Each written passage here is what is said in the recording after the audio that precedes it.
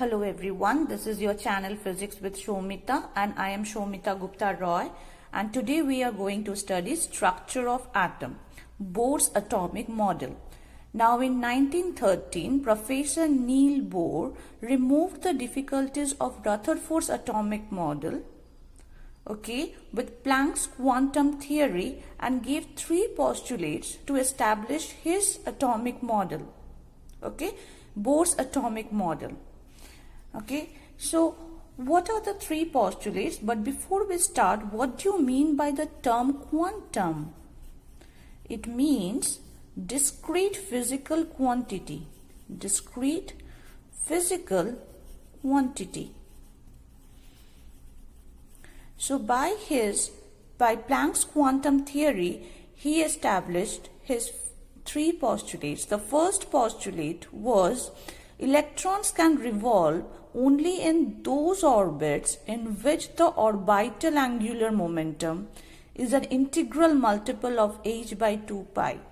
Now if this is the nucleus of an atom,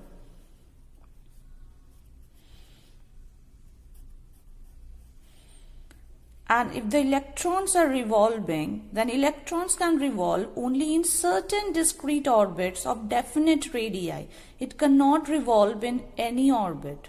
It has to revolve in certain discrete orbits of definite radii. How the electrons will choose that orbit? In which the angular momentum of the electron will be an integral multiple of h by 2 pi, h being the Planck's constant.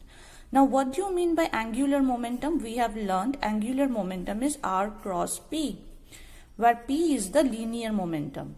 Now if m be the mass of the electron and r is the radius of the orbit in which the electron is revolving with a velocity v, the velocity is tangential to the orbital path.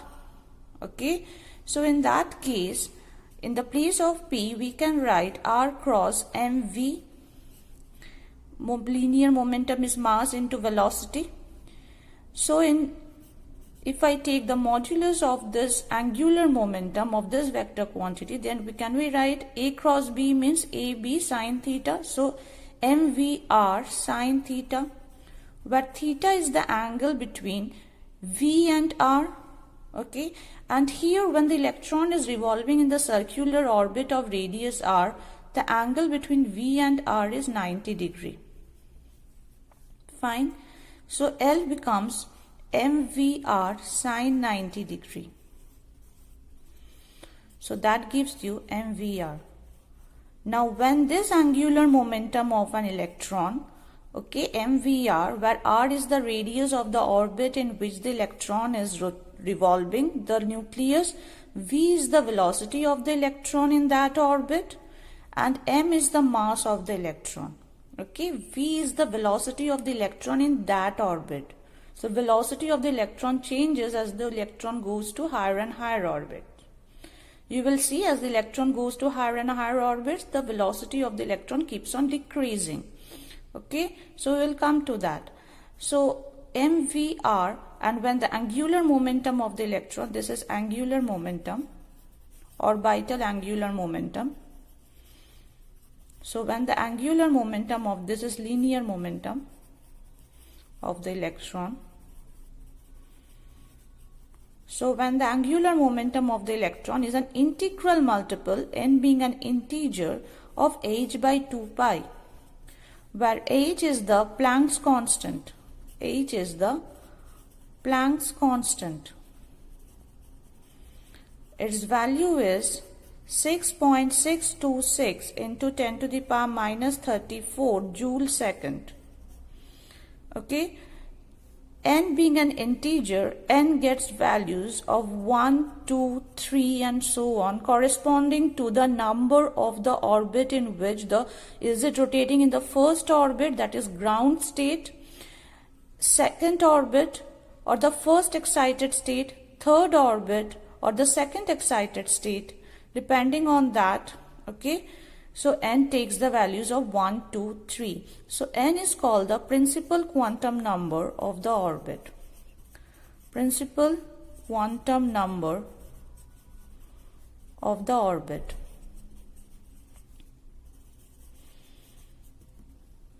Okay. Now this postulate is called Bohr's quantization condition. Bohr's quantization condition. Where the orbits are quantized. Okay. These orbits are called stable orbits. These orbits in which the electron rotates around or revolves around the nucleus are called stable orbits. These orbits are called stable orbits. So electron cannot revolve in any orbit. It has to revolve in certain discrete orbit of definite radii in which the angular momentum of the electron is an integral multiple of h by 2 pi. So n has to be 1, 2, 3 and so on. Okay, that is the Bohr's first postulate. Now with this Bohr's first postulate, we are going to find the radius of nth orbit of hydrogen-like atoms. Okay, so let us do hydrogen or hydrogen-like atoms.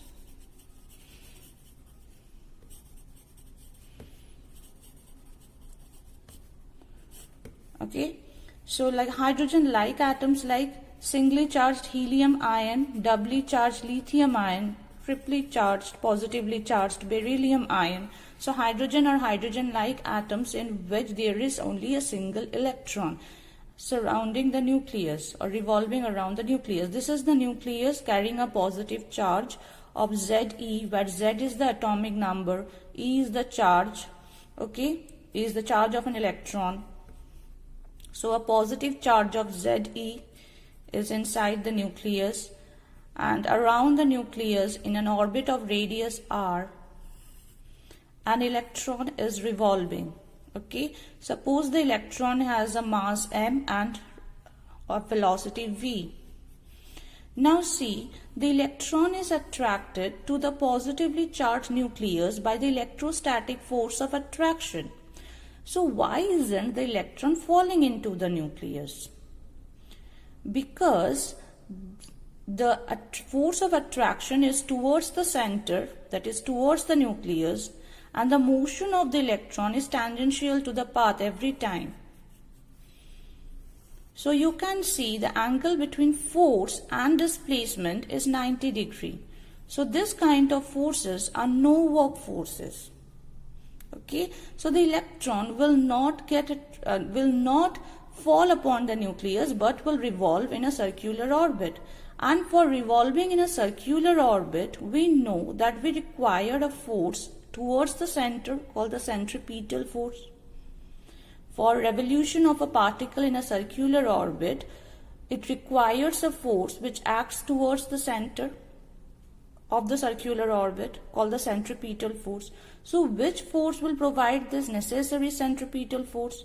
The electrostatic force of attraction acting towards the center, towards the nucleus. That will provide the necessary centripetal force for revolution of the electron in the circular orbit.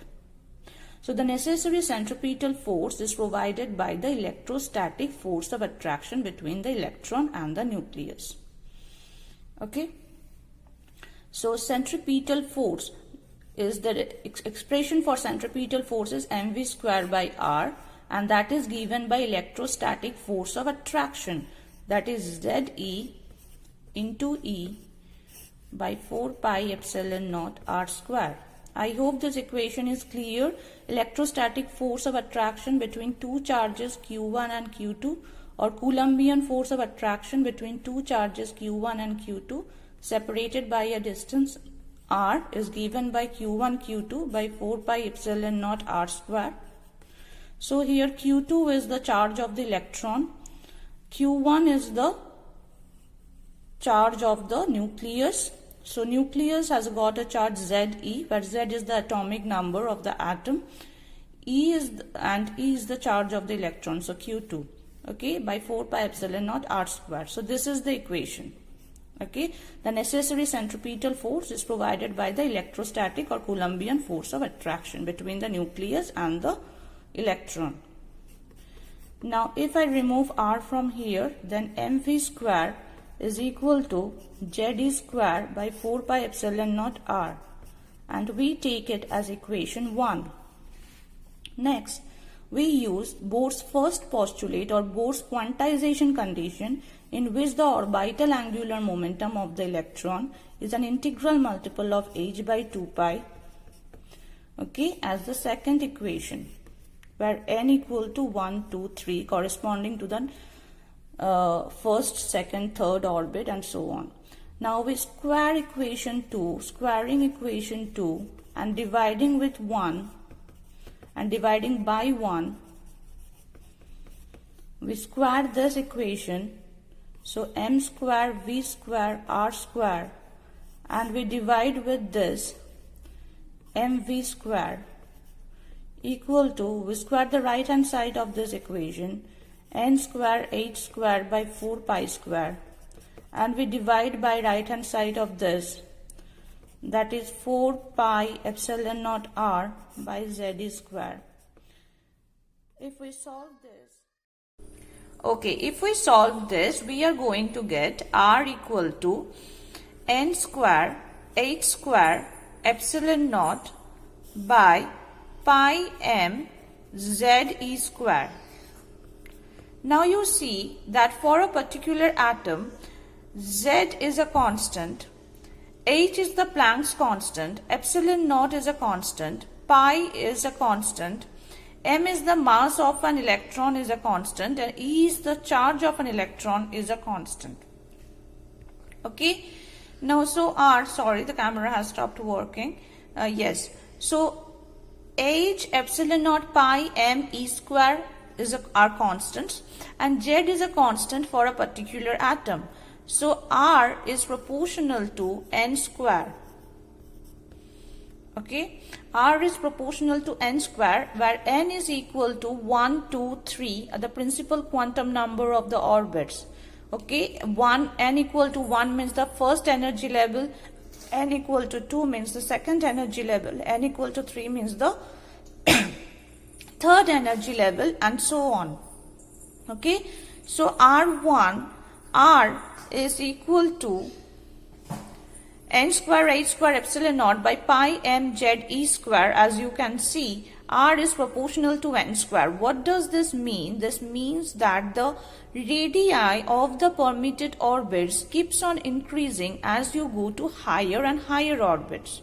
Okay, so R increases, the radii of the permitted orbits increases in the ratio of 1:4:9:16:25. You can understand why, because n equal to 1, when you put n equal to 1, then it becomes 1 square. When you put n equal to 2, it becomes 2 square, that is 4. When you put n equal to 3, it becomes 9, 3 square. Then n equal to 4, it is 16. Okay. So like this, R keeps on increasing. R, the radii of the permitted orbits, keeps on increasing in this ratio. So as you go to higher and higher orbits, the radii of the orbits keeps on increasing. Now if we are going, so R has this value, n square h square epsilon naught by pi m z e square. Okay. Now if we are going to find out, if we find out for the hydrogen atom, z is equal to 1 and n is equal to, for the first orbit of hydrogen atom, if we are going to find out the radius of the first orbit of hydrogen atom, the radius of the electron, of the orbiting electron, or the electron orbiting in the first orbit of hydrogen atom, then R1 will be equal to, for n equal to 1, we are going to put 1 h square epsilon naught by pi m e square, because z is also equal to 1, and this value comes out to be 0.53 angstrom.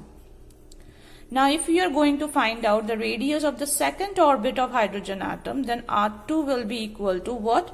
You just have to multiply it with n square, because this term is having a value of 0.53.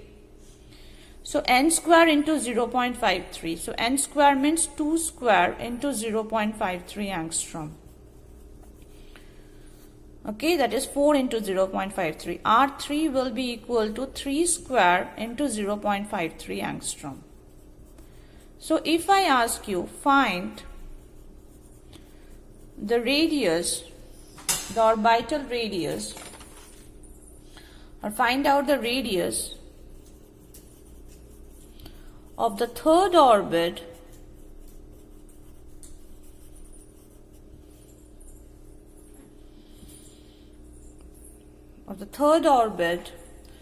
of beryllium ion, okay, the third orbit of beryllium, and radius of second orbit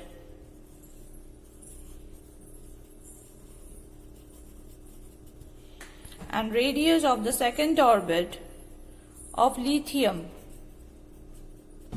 Okay, so you have to find out the radius of the third orbit of beryllium and radius of second orbit of lithium ion. So first let us find out the radius of the third orbit of beryllium. For beryllium, Z is equal to 4. You are going to find the radius of the third orbit, so n equal to 3. So R will be equal to n square h square epsilon naught by pi m Z e square. Now this has a value of 0.53 angstrom. So n is equal to 3 square, Z is equal to 4 for beryllium, and this has a value of 0.53, so into 0.53 angstrom. Okay, so this is how. Similarly, you can find for the second orbit of lithium ion. Okay, now next we are going to do velocity of an electron in the nth orbit. Now velocity of electron in nth orbit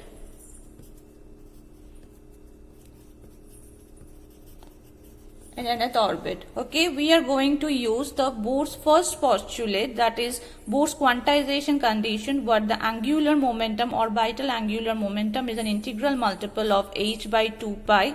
N being the principal quantum number is an integer that is equal to 1, 2, 3. So from here V is equal to NH by 2 pi mr. Okay, so NH by 2 pi m, and put the value of R, that is n square h square epsilon naught by pi m Z e square, and we are going to get this Z e square by 2 h epsilon naught 1 by n. So V is inversely proportional to n. What does this mean? And this is the expression of V. So you have to remember this expression as well. So how we have derived it? We have used Bohr's quantization condition, MVR equal to NH by 2 pi, V is equal to NH by 2 pi MR. We have substituted the expression of R over here in the denominator, and we have got this. So V is inversely proportional to N, which means that this is the nucleus and these are the orbit.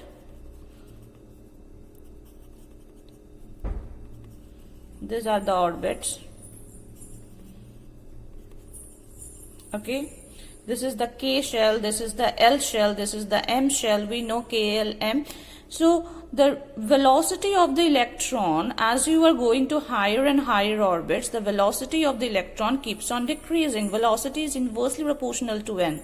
So the velocity of the electron keeps on decreasing as you go to higher and higher orbits. So when n equal to 1, whatever will be the velocity of the electron, when n equal to 2, the velocity of the electron will be less. When n equal to 3, the velocity of the electron will be still less.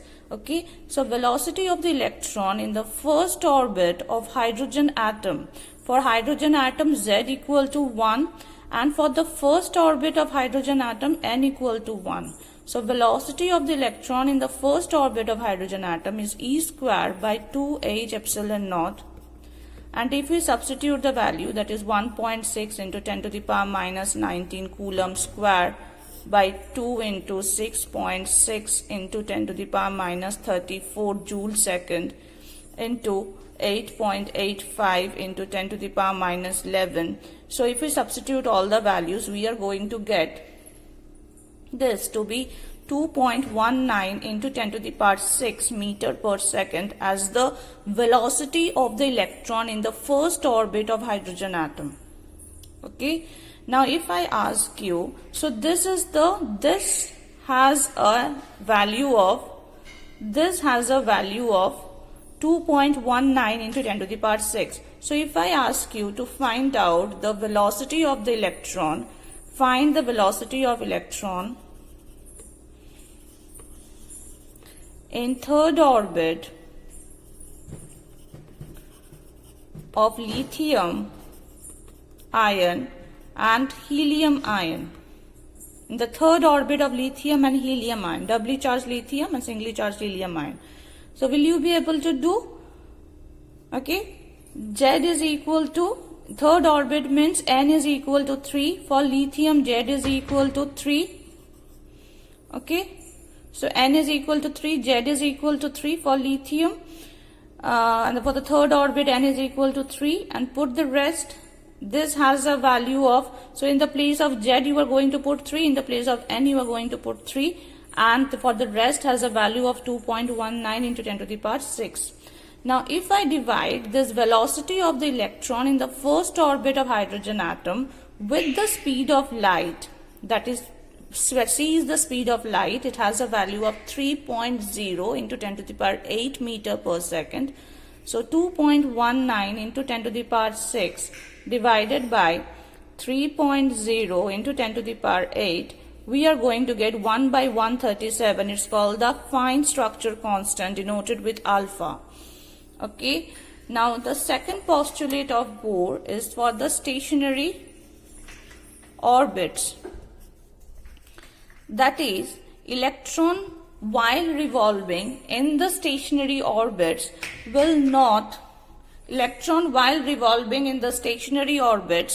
will not emit energy even though they are accelerated charged particles. But according to quantum theory, they will not emit radiations, okay, while they are revolving in the stationary states. Fine. And the third postulate of Bohr goes like this, that is the if you are having two states and if an atom is receiving energy from outside, and by receiving energy from outside, the electron from the ground state, that is n equal to 1, goes to the first excited state, that is n equal to 2, or to the second excited state, that is n equal to 3, wherever it goes, okay, from the ground state after the atom has received energy from outside. Okay, suppose there is a gas, there are atoms in the gas and you are passing electric current through it, or you are heating the gas. Okay, the atoms get excited, the electrons in the atoms get excited and they go to higher energy level, but they cannot stay in the higher energy level for longer and they come back either directly or through like this. Now while coming from the higher energy level to the lower energy level, when an electron jumps from higher energy level to lower energy level, it gives out radiations, or it gives out energy in the form of electromagnetic waves, where the energy is given by h nu. It gives out energy in the form of electromagnetic waves. While the electron jumps from higher orbit to lower orbit, it gives out energy in the form of electromagnetic waves, where E equal to h nu.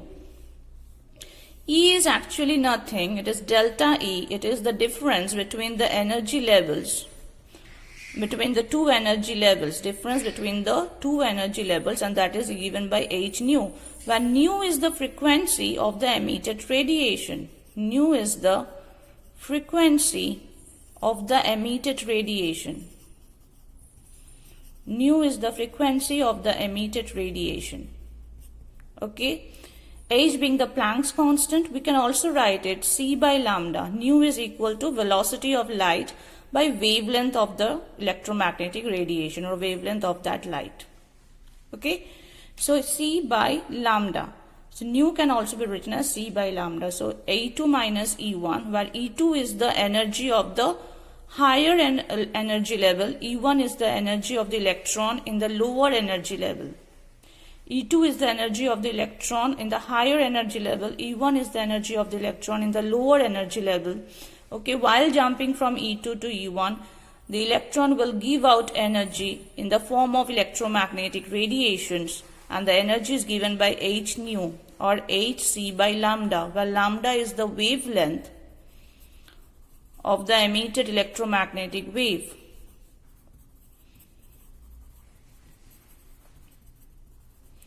Now we are going to find out the energy of the electron in stationary orbits. Okay, next we are going to do energy of electrons in stationary orbits.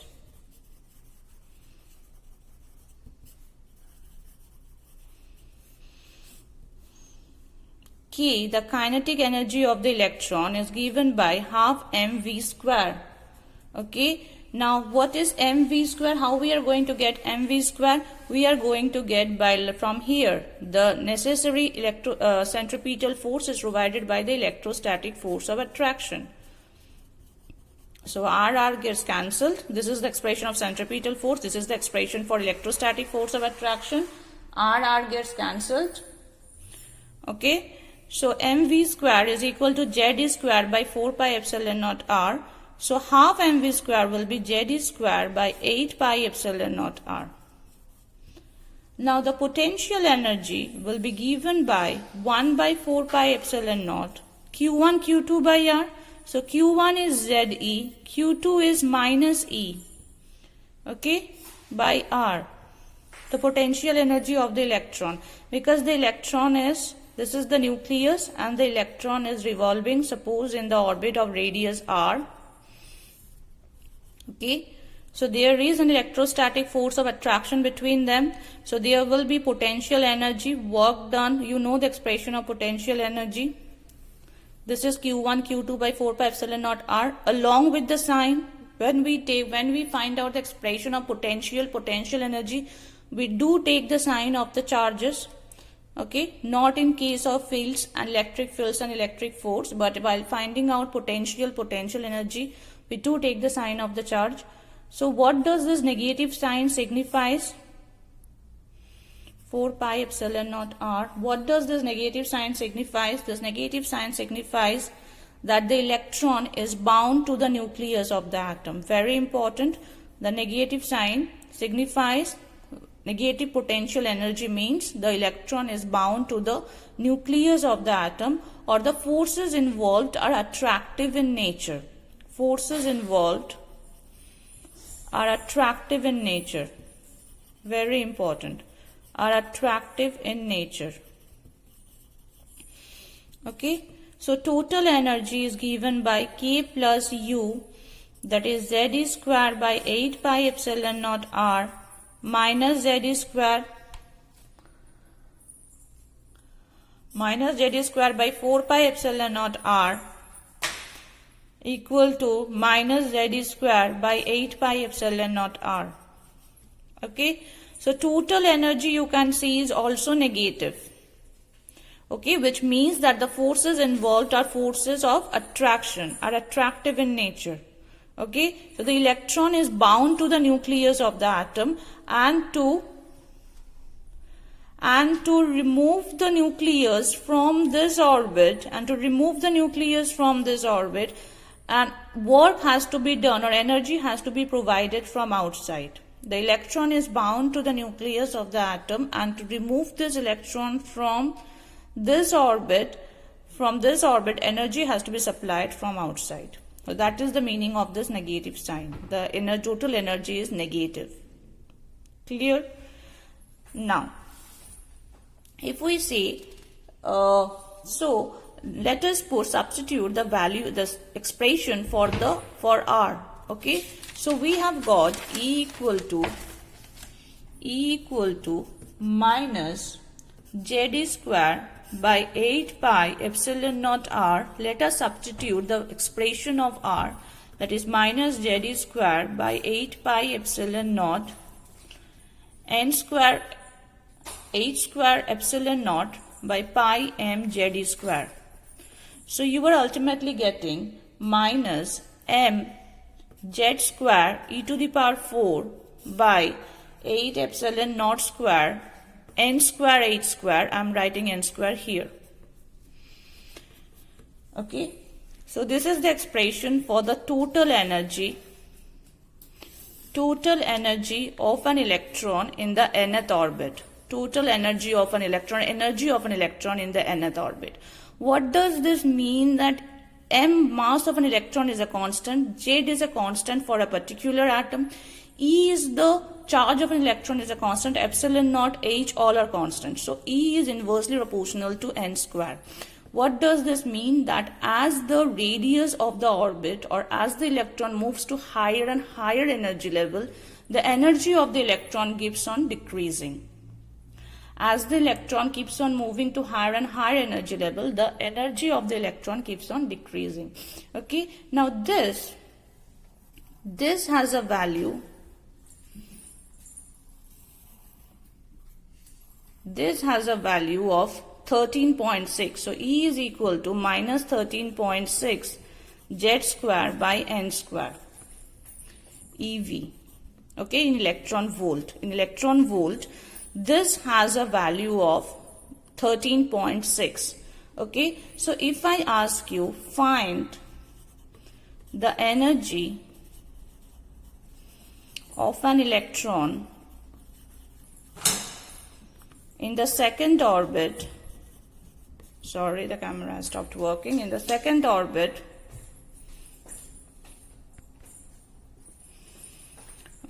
find the energy of an electron in the second orbit of beryllium. How you are going to find out? What are you going to do for finding out the energy of an electron in the second orbit of beryllium?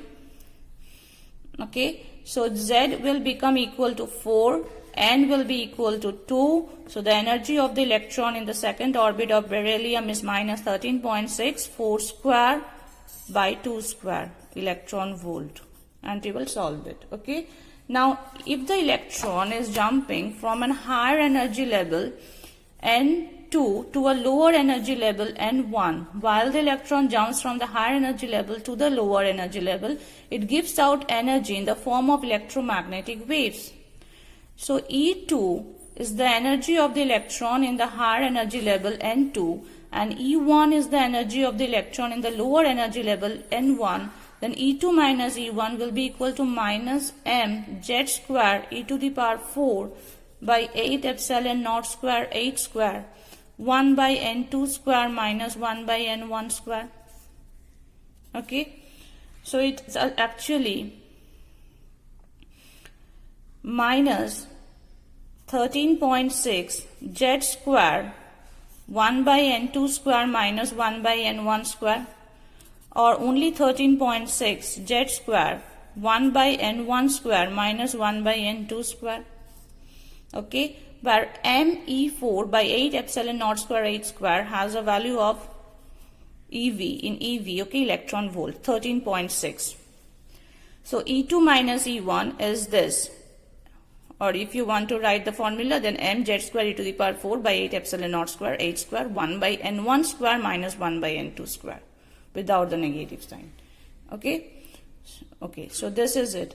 And if I have to write E2 minus E1 is given by H nu. H nu is the energy of the emitted electromagnetic wave. When the electron is jumping from higher energy level to lower energy level, it gives out energy in the form of electromagnetic waves whose energy is given by H nu.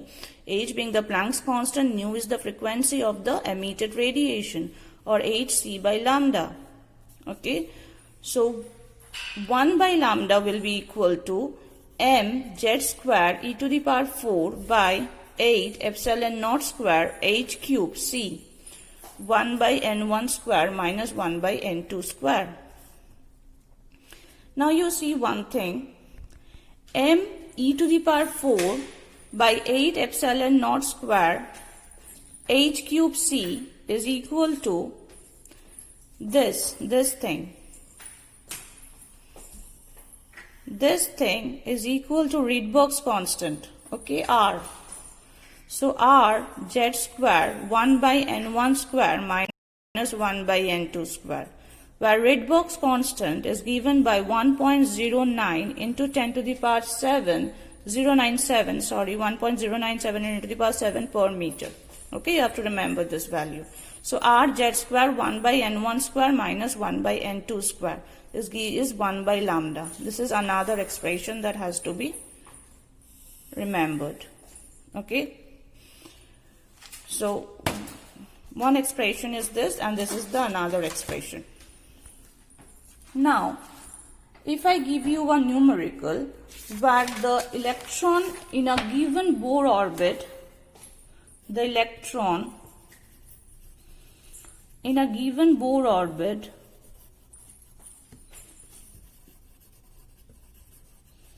has a total energy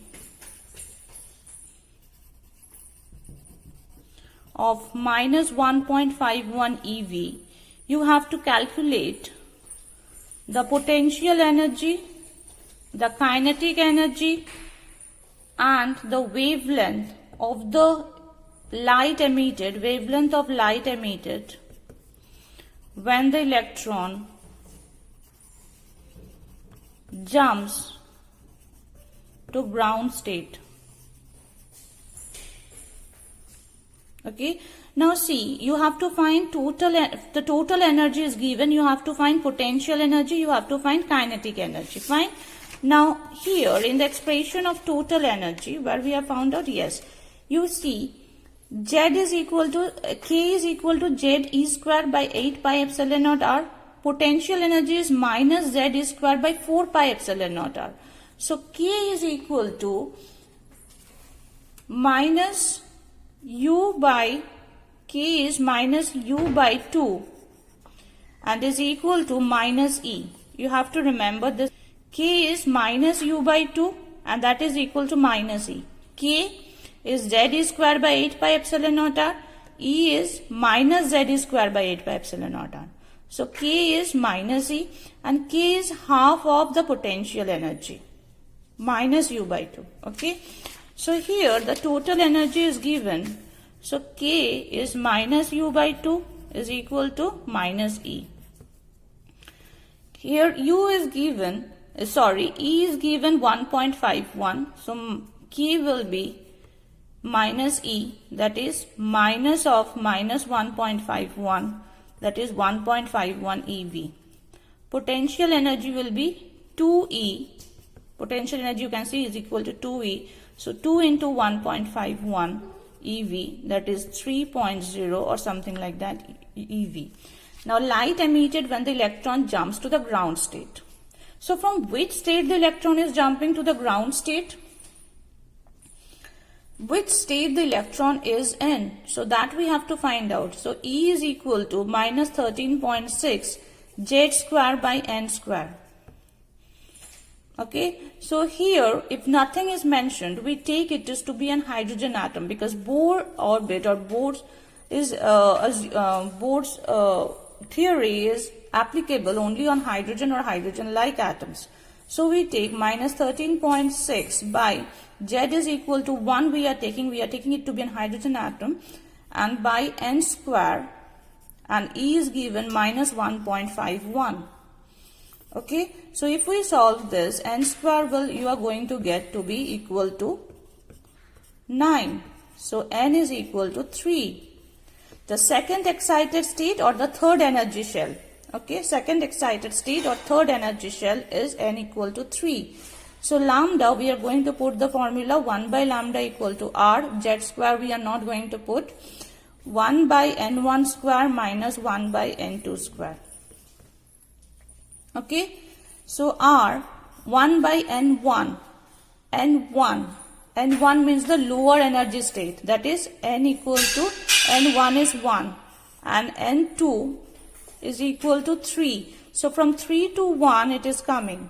So 1 by 1 square minus 1 by 3 square.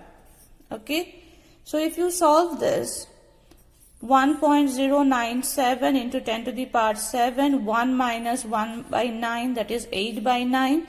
If you solve this, you are going to get lambda to be equal to 1025.5 angstrom. Okay, you may solve this and find out the result. So you have understood, right? We have used this formula for lambda. 1 by lambda equal to RZ square, 1 by N1 square minus 1 by N2 square. And Z we are taking to be an hydrogen atom, Z to be equal to 1. So 1 by lambda equal to R, 1 by N1 square minus 1 by N2 square. And N1 is the lower energy level, N2 is the higher energy level, always. Okay. Now, for hydrogen atom, we are having different energy levels. So this is the ground state, minus 13.6 eV, and it's called the first energy level. This is ground state or first energy level.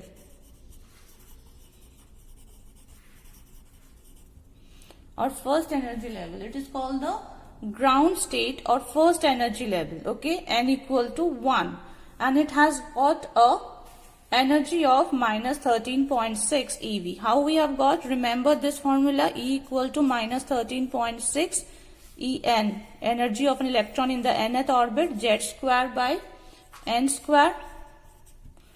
Now minus 13.6, z for hydrogen is 1, and n is the first energy level or the ground state. N is equal to 1, so that is minus 13.6 eV. Okay, then the second energy level or the first excited state is minus 3.4 eV. That is n equal to 2. It is the second energy level or first excited state. Okay, how you are going to get n equal to 2? This is E1. Okay, E1. This is E2. Energy of the electron in the second energy level, minus 13.6 into z square is 1 square, n square is 2 square, that is minus 3.4 eV. For the third energy level, see the energy level gaps are decreasing. Okay, for the third energy level or the second excited state, the third energy level is the second excited state, E3 will be equal to minus 13.6 into 1 square by 3 square, that is minus 1.51 eV. So minus 1.51 eV, that is E3. For the fourth, okay, this gap will also decrease. For the fourth energy level, this is the fourth energy level or third excited state. Okay, n equal to 4, E4 will come out to minus 13.6 by 4 square, that is minus 0.85 eV. So this is minus 0.85 eV. Okay, so like this. And if I summarize the expressions, it comes out like this. R equal to the energy of the nth orbital of an electron in an atom, n square h square epsilon naught by pi m z square. This is the expression for R. The velocity and the radius of the permitted orbits is directly proportional to n square. It goes on increasing as the orbits, as the electron moves to higher and higher orbits. As n increases 1, 2, 3, the radii of the permitted orbits goes on increasing. Next is the velocity of the electron in the nth orbit of hydrogen atom or of any atom, hydrogen-like atoms, is 1 by n. V is inversely proportional to n. As you can see, the velocity of the electron keeps on decreasing as the electron goes to higher and higher orbits. Okay. Next is energy, that is minus mz square e to the power 4 by 8 epsilon naught square h square 1 by n square. Okay, so here this is a constant and has got a value of minus 13.6 z square by n square E. So these are the two expressions of the energy of an electron in the nth orbit of any atom, hydrogen-like atoms, and 1 by lambda is equal to R, 1 by n1 square minus 1 by n2 square, okay, where R is the Rydberg's constant, okay, and energy E2 minus E1. As the energy gap between, as the difference in energy level increases, okay, as the difference in energy level increases, the wavelength of the light emitted keeps on decreasing. Okay, so the wavelength of the light emitted keeps on decreasing as the electron comes from higher and higher energy level.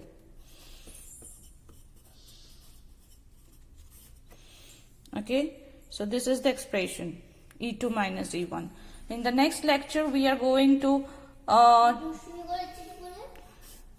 talk about atomic spectra. Okay, in the next lecture, we are going to talk about atomic spectra. So till then, thank you and study hard.